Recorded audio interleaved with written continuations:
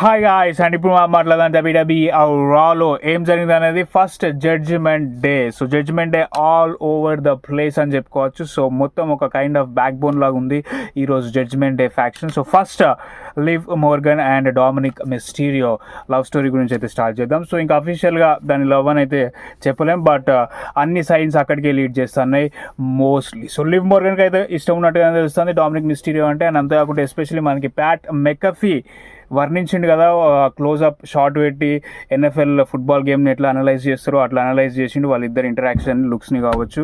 So అందులో మనకి live Morgan ఇట్లా జుట్టుని ఇట్లా అంటే డామినిక్ మిస్టీరియో చిన్నగా స్మైల్ అయితే వస్తుంది. సో వాళ్ళు చిలిపి నవ్వు బట్టి మనం ఈజీగా అర్థం చేసుకోవచ్చు 100% డామినిక్ మిస్టీరియో కూడా లివ్ మోర్గన్ అంటే ఎక్కడో కొంచెం ఇష్టం ఉంది అని. సో లివ్ మోర్గన్కి ఆల్రెడీ ఇష్టం ఉంది, అదైతే క్లియర్ కట్గా అర్థమైపోయింది. సో వీళ్ళ స్టోరీలో ఆయన కంటిన్యూ అవుతుంది. అండ్ ఒకసారి రియా రిప్లీ వచ్చిన తర్వాత నెక్స్ట్ లెవెల్కి అయితే 100% వెళ్తుంది. సో చాలా మంది క్యూరియస్గా వెయిట్ చేస్తారు నెక్స్ట్ వీక్ ఏం జరుగుతుంది Liv Morgan and Dominik Mysterio మధ్య అని. సో ఇది ఒక పార్ట్ అయితే జడ్జిమెంట్ ఏది. ఇంకొక పార్ట్ ఫిన్ బాలర్ మధ్యలో రావడానికి ట్రై చేస్తాడు. వీళ్ళిద్దరి మధ్యలో లివ్ మోర్గన్ డామినిక్ మిస్టీరియో మధ్యలో వెళ్ళకు, నువ్వు లివ్ మోర్గన్తో కలవకు అన్నట్టుగానైతే చెప్తాడు. ఎన్ని రోజులు ఆపగలుగుతాడు ఫిన్ బాలర్ డామినిక్ మిస్టీరియో అనేది కూడా క్వశ్చన్. ఎందుకంటే అక్కడ ఉన్నది ప్రేమ ని ఏది ఆపలేదు అని అంటారు. సో అదే జరగబోతుంది ఇంకొన్ని వారాల తర్వాత 100%. But really good segment and good story line. Next Finn Balor versus Dragon Lee match ఉంటుంది. ఇందులో చాలా రోజుల తర్వాత ఫిన్ బాలర్కి ఒక విక్టరీ వస్తుంది. అఫ్ కోర్స్ కార్లీతో డిస్ట్రాక్షన్ అండ్ ఇంటర్ఫియరెన్స్ ఉంటుంది. సో దాని అడ్వాంటేజ్ తీసుకొని ఫిన్ బాలర్ గెలుస్తాడు. దాని తర్వాత యాక్చువల్గా JD McDonagh judgment day member versus Braun Strowman match ఉండాలి. అయితే మనకి డేమియన్ ప్రీస్ట్ ఏమంటాడంటే కార్లీతో నువ్వు కనుక జడ్జిమెంట్ డేలోకి రావాలనుకుంటున్నావు కదా, అయితే ఈరోజు బ్రాన్ స్ట్రోమన్ని ఫేస్ చేసి ఓడించు, జడ్జ్మెంట్లోకి తీసుకోవడానికి నేను ఆలోచిస్తాను అంటాడు. సో అలాగా జేడీ మెక్డోనాని రీప్లేస్ చేస్తాడు కార్లీటో వర్సెస్ బ్రాన్ స్ట్రోమన్ మ్యాచ్ అవుతుంది. ఇందులో ఫిన్ బాలర్ అండ్ జేడీ మెక్డోనా వచ్చి మ్యాచ్ని డీకీలోనైతే ఎండ్ అయ్యేలాగా చేస్తాడు. దాని తర్వాత బ్రాన్ స్ట్రోమన్ని బ్రూటల్గా అయితే అటాక్ చేస్తారు ఆ స్టీల్ చైర్తోని. అందరు జడ్జ్మెంట్ మెంబర్స్ వస్తారు, డామినిక్ మిస్టీరియో, ఫిన్ బాలర్, జేడీ మెక్డోనా, డేమియన్ ప్రీస్ట్. సో వీళ్ళని కౌంటర్ చేయడానికి రే మిస్టీరియో, డ్రాగన్ లీ కూడా వస్తారు. అయితే ఒకనొక పాయింట్లో మనకి డామినిక్ మిస్టీరియోని కొట్టడానికి వస్తా అంటే లివ్ మోర్గన్ అడ్డుకుంటుంది.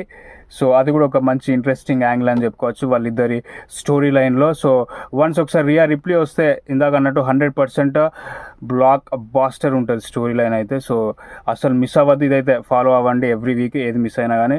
సో అది గాయస్ జడ్జిమెంట్ ఏది. అండ్ మెయిన్ ఈవెంట్లో డేమియన్ ప్రీస్ట్ వర్సెస్ రే మిస్టీరియో మ్యాచ్ జరుగుతుంది. అండ్ ఇందులో కూడా ఇంకొక యాంగిల్ కూడా టర్న్అవుట్ అయిందని చెప్పుకోవచ్చు. నాకైతే చాలా ఇంప్రెసివ్ అనిపించింది.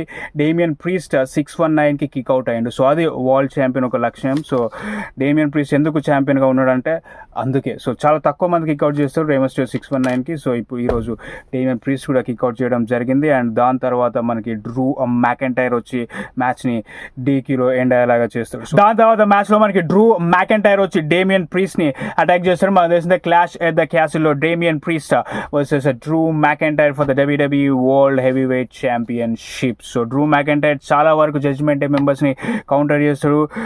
డేమియన్ ప్రీస్ట్ని కొడతాడు, ఫిన్ బాలర్ని కొడతాడు, జేడీ మెక్డోనాని కొడతాడు. బట్ ఫైనలీ నెంబర్స్ గేమ్, ఇక్కడ నలుగురు ఉన్నారు, డ్రూ మ్యాకెంటైర్ ఒక్కడే ఉన్నాడు. సో ఫైనలీ అనౌన్స్ టేబుల్ మీద చోక్స్ లైన్ కనెక్ట్ చేస్తాడు డేమియన్ ప్రీస్ట్ డ్రూ మ్యాకెంటైర్కి. సో ఎవరు గెలుస్తారు మరి క్లాష్ ఎట్ ద క్యాసిల్లో? తన హోమ్ టౌన్లో డ్రూ గెలుస్తారా లేకపోతే Damian priest against all arts చాలా స్ట్రాంగ్గా కనిపిస్తాడు. సో ఈరోజు రే మిస్టీరియోతో మ్యాచ్ తర్వాత నాకైతే సందేహం లేదు డేమియన్ ప్రీస్ట్ డ్రూ మ్యాకెంటైర్ని ఓడించే ఛాన్స్ అయితే ఉంది. సో జూన్ 15 వస్తుంది clash at the castle. Night 10:30కి వస్తుంది. అఫ్ కోర్స్ స్కాట్లాండ్లో జరుగుతుంది కాబట్టి. అండ్ NXT బ్యాటిల్ గ్రౌండ్ మనకి మండే మార్నింగ్ 5:30కి అయితే రాబోతుంది. ఈ మండే మార్నింగే జూన్ 10th జరుగుతుంది. సో అది స్టోరీ గైస్. అండ్ అంతేకాకుండా ఇంకొన్ని మ్యాచెస్ కూడా క్లాష్ ఆఫ్ ద క్యాసిల్కి యాడ్ అయినాయి. ఆల్రెడీ మనం స్మాక్డౌన్లో చూసిన Bayley versus Piper Niven for the WWE women's championship. And ఈ రోజు triple threat women's tag team championship match కూడా ఆల్మోస్ట్ యాడ్ అయిపోయింది క్లాష్ ఎట్ ద క్యాసిల్కి. సో ఈరోజు బియాంకా బెలెర్, జేడ్ కార్గిల్ వాళ్ళ టైటిల్స్ని డిఫెండ్ చేస్తారు జోయి స్టార్క్ అండ్ షైనా బేస్లర్ మీద. సో ఈ మ్యాచ్ డీకీలో ఎండ్ అవుతుంది.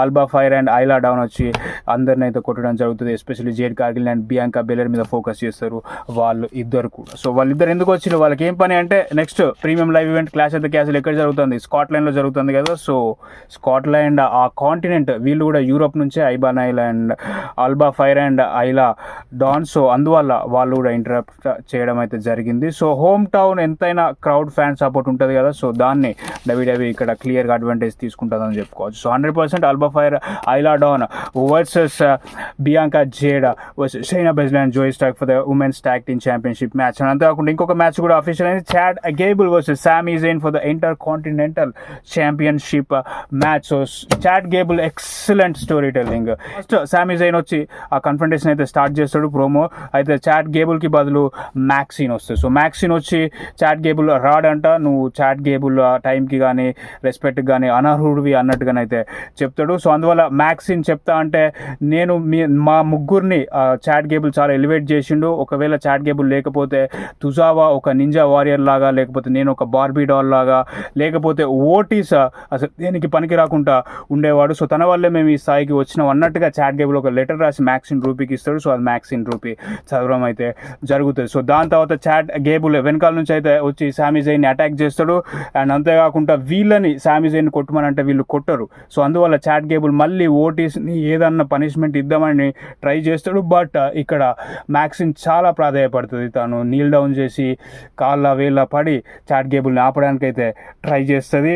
ఆలోపు సామీ జైన్ పైకి లేస్తాడు, ఓటీస్ని అడుగుతాడు, నువ్వు నా వైపు ఉంటావా చాడ్ గేబుల్ వైపు ఉంటావా అంటే ఓటీస్ ఇంకా చాడ్ గేబుల్ నుంచి బయటికి రాలేకపోతాడు ఆ మ్యానిపులేషన్ నుంచి, అందువల్ల పవర్ స్లామ్ చేస్తాడు సామీ జైన్. సో నెక్స్ట్ వీక్ సామీ జైన్ వర్సెస్ ఓటీస్ 1-on-1 మ్యాచ్ కూడా ఉండబోతుంది. అండ్ తొందరలోనే ఓటీస్ తుజావా అండ్ మ్యాక్సిన్ రూపీ మనకి వీళ్ళ మీద చాడ్ గేబుల్ మీద అయితే టర్న్ అవుతారు. సో మన గ్లాస్గో స్కాట్లాండ్ జరుగుతుంది అనేది వెరీ ఇంట్రెస్టింగ్ థింగ్. సో అదే and bran breaker story line కూడా వస్తుంది, బ్రాన్ బ్రేకర్ వర్సెస్ రికెషే. ఇందులో బ్రాన్ గెలుస్తారు, రికెషే 100% ఉంటాడు, ఎందుకంటే ఆల్రెడీ డ్యామేజ్డ్ రిప్స్తోని మ్యాచ్లో కంపీట్ చేయడానికి అయితే వస్తాడు కాబట్టి. అండ్ దాని తర్వాత స్టీల్ స్టెప్స్తో అటాక్ చేద్దామని ట్రై చేస్తా అంటే ఇలియా డ్రాగనో వచ్చి ఆపుతాడు. సో అందువల్ల next week Ilja Dragunov versus Bron Breakker 1-on-1 match ఉంటుంది. అండ్ అంతేకాకుండా money in the bank tease కూడా వచ్చింది మనకి. జే యూసో చెప్తాడు last year money in the bank bloodline civil war match అయితే జరిగింది. సో ఆ సివిల్ వార్లో బ్రదర్ కావచ్చు, కజిన్ కావచ్చు, ఫ్యామిలీ కావచ్చు అన్నీ కోల్పోయినా, బట్ ఒక విషయం అయితే తెలుసుకున్నా, నాకు ఎవరు అవసరం లేదు, నేను సింగిల్లో కూడా కంపీట్ చేయగలుగుతాను, నేను మెయిన్ ఈవెంట్ జే యూసోన్ అని అయితే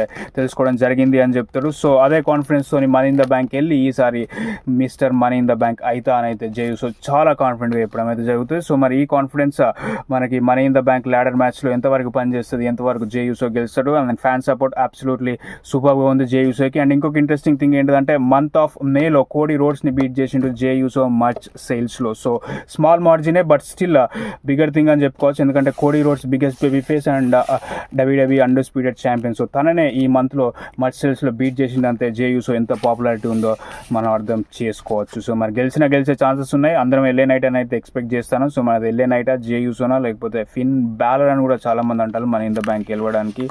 సో మరి ఫిన్ బ్యాలర్ అయితే ఎవరు అనేది తెలుసుకోవాలంటే మనం జూలై 7th దాకా వెయిట్ చేయాల్సి ఉంటుంది. టొరంటో కెనడా నుంచి అయితే మనీ ఇన్ ద బ్యాంక్ వస్తుంది. అండ్ ఇక్కడ men's money in the bank నుంచి జే యూసో తను ప్రకటించుకుంటే, ఉమెన్స్ నుంచి లైరా వాల్కేరియా కూడా ఇండైరెక్ట్గా తను ఉమెన్స్ మనీ ఇన్ ద బ్యాంక్లో ఉంటా అని అయితే చెప్పడం జరిగింది. అండ్ ఇలా మనకి చెప్తా అంటే ఈయో స్కై వచ్చి అయితే లైరా వాల్కేరియాని అటాక్ చేస్తాం. మాకు తెలిసిందే ఈయో స్కై చాలా ఫస్ట్రేటెడ్గా ఉంది. లైరా వాల్కేరియా తనని సెమీస్లో ఓడించింది క్వీన్ ఆఫ్ ద రింగ్ టోర్నమెంట్లో. సో అందువల్ల అటాక్ చేస్తే బ్రూటల్గా, దానికి result next week match Iyo Sky versus Lyra Valkyria. So మరి ఎవరు గెలుస్తారు? ఈయో స్కై ఆ ఫస్ట్రేషన్ అంతా లైరా వాల్కే మీద పెట్టి విజయం ఏమన్నా సాధిస్తుందా, లేకపోతే ఆ ఫస్ట్రేషన్ తనని ముంచేస్తుందా అనేది మనకి నెక్స్ట్ వీక్ అయితే తెలియబోతుంది. సో ఇది అబ్సల్యూట్లీ హైలైట్స్ ఆఫ్ రా అని చెప్పుకోవచ్చు. అండ్ అది కాకుండా వేరే అప్డేట్స్ గురించి వస్తే టిఫ్నీ స్ట్రాటన్, ద బ్యూటిఫుల్ టిఫ్నీ స్ట్రాటన్ 30 తనకు 30 సంవత్సరాలు వచ్చేలోపు నేను హాలీవుడ్లో ఉండాలని అయితే చెప్పింది. సో ఇంకా 30 సంవత్సరాలు అంటే నాకు తెలిసి ఇప్పుడు 26 అనుకుంటా, 4 years. సో ఆల్మోస్ట్ 3 years వేసుకోండి. సో 3 years తర్వాత 100% నేను హాలీవుడ్లోకి వెళ్తానైతే చెప్తుంది టిఫ్నీ స్ట్రాటన్. సో మనం కోరుకుందాం 100% టిఫ్నీ స్ట్రాటన్ తను కోరుకుంది జరగాలని, ఎందుకంటే మన అందరికీ టిఫ్నీ స్ట్రాటన్ అంటే చాలా ఇష్టం. And she's beautiful, she's charismatic and she's everything. So హాలీవుడ్లోకి వెళ్ళి సక్సెస్ అవ్వచ్చు 100% టిఫ్నీ. సో అది గాయస్ టిఫ్నీ స్ట్రాటన్ది. అండ్ జాన్ సీనా ఇన్స్టాగ్రామ్లో ఏజే స్టైల్స్ ఫోటోని అయితే పెట్టడం జరిగింది. ఆ బ్యూటిఫుల్ సెగ్మెంట్ తర్వాత ఏజే స్టైల్స్ కోడీ రోడ్స్ని బీట్రే చేసిండు కదా. సో ఆ సెగ్మెంట్ తర్వాత జాన్ సీనా లేటెస్ట్గా ఏజే స్టైల్స్ ఫోటోని పెట్టిండు. సో మరి మార్క్ హెన్రీ అప్పుడు జాన్ సీనాని ఓడించలేకపోయిండు సేమ్ కైండ్ ఆఫ్ సెగ్మెంట్లో 2013లో. సో మరి ఈసారి ఏజే స్టైల్స్ కోడీ రోడ్స్ని ఓడిస్తారా లేదా అనేది చూడాలి. అయితే మార్క్ హెన్రీ ఒక ఇంట్రెస్టింగ్ కామెంట్ చేసింది. సో చాలా మంది ఫ్యాన్స్ అందరూ మార్క్ హెన్రీ హీల్ టర్న్ అయ్యిండు, ఆ రిటైర్మెంట్ సెగ్మెంట్ చాలా బాగా వర్క్ అయింది, బట్ డబ్ల్యూడబ్ల్యూఈ జాన్ సీనా మీద ఓడిపోయేలాగా చేసింది అని అయితే చాలా మంది ఫ్యాన్స్ కంప్లైంట్ చేశారు. అయితే మార్క్ హెన్రీ దానికి ఒక కంప్లీట్ క్లారిటీ అయితే ఇవ్వడం జరిగింది. అదేంటిదంటే డబ్ల్యూడబ్ల్యూఈ తప్పేం లేదంట, విన్స్ మిక్మ్యాన్ కూడా మార్క్ హెన్రీ గెలవాలని ఉండేనంట, విన్స్ కూడా జాన్ సీనా ఓడించి ఛాంపియన్ అవ్వాలని. బట్ మార్క్ హెన్రీ తనే నా వల్ల కాదు, నేను ఇప్పుడు ఛాంపియన్షిప్ గెలిచి నేను ఎవ్రీ వీక్ షోస్లో కంపీట్ చేయలేను, నేను ఓడిపోతా అనేది చెప్పడం జరిగిందంట. సో అందువల్లనే మార్క్ హెన్రీ ఆ రోజు ఓడిపోయిండు. సో అందులో డబ్ల్యూడబ్ల్యూఈ బుకింగ్ తప్పైతే ఏం లేదు. సో అప్పుడు విన్స్ మిక్మ్యాన్ అయితే మార్క్ హెన్రీ సైడ్ ఉంటే గెలవాలని. సో మరి ఇప్పుడు ట్రిపుల్ హెచ్ ఏజే స్టైల్స్ వైపు ఉన్నాడా, గెలుస్తాడా ఏజే స్టైల్స్ కోడీ రోడ్స్ని ఓడించి, లేకపోతే కోడీ రోడ్స్ ఇంకొకసారి ఏజే స్టైల్స్ని ఓడిస్తారా అని తెలుసుకోవాలంటే మనం ఆ మ్యాచ్ అసలు ఎప్పుడు అఫీషియల్ అవుతుంది, ఏ పేపర్ వ్యూకి, money in the bank, clash of the castle కా, సమ్మర్ స్లామ్ కా అనేది చూడాలి. సో అది స్టోరీ గైస్. అండ్ అవి ఇప్పుడు కాకుండా కొన్ని wrestling updates. Thank you so much for watching. And అంతేకాకుండా ఇంకొక లాస్ట్ అప్డేట్, అలాయస్ ఉన్నాడు కదా మనకి ఫార్మర్ సూపర్ స్టార్. సో యాక్చువల్గా Monday night Messiah Seth Rollins gimmick అందరికీ గుర్తు ఉంటుంది, ఎస్పెషల్లీ పాండమిక్లో ఆ గిమ్మిక్ చాలా ఫేమస్ అయింది. సో అది యాక్చువల్గా అలాయస్ స్టోరీ పిచ్ అంట, అలాయస్ ఐడియా అంట. సో తను అట్లా వద్దాం అనుకున్నాడంట, బట్ డబ్ల్యూడబ్ల్యూఈ అది సెత్ రాలిన్స్కి ఇవ్వడం అయితే జరిగింది. సో దానికి అలాయస్ ఏం చెప్పిందంటే, అఫ్ కోర్స్ సెత్ రాలిన్స్ మీద చాలా ఇన్వెస్ట్ చేస్తుంది డబ్ల్యూడబ్ల్యూఈ, చాలా టీవీ టైం తనకి ఇస్తుంది కాబట్టి, సో ఎవరి మీద ఎక్కువ ఇన్వెస్ట్ చేస్తుందో కంపెనీ, ఎవరికి ఎక్కువ టైం ఇస్తుందో, సో వాళ్ళ మీద మంచి స్టోరీ లైన్స్ పెడదామని ఆలోచిస్తుంది. సో అందువల్ల ఎప్పుడన్నా ఐడియాస్ ఇచ్చినప్పుడు కూడా కొంచెం ఇట్లా జాగ్రత్త పడాల్సి వస్తుంది, ఎందుకంటే ఐడియా మనకే వస్తుందా లేకపోతే వాళ్ళు వేరే వారికి పిచ్చి చేసే ఛాన్సెస్ కూడా ఉన్నాయని అయితే అలాయస్ చెప్పిండు. సో అది గాయస్.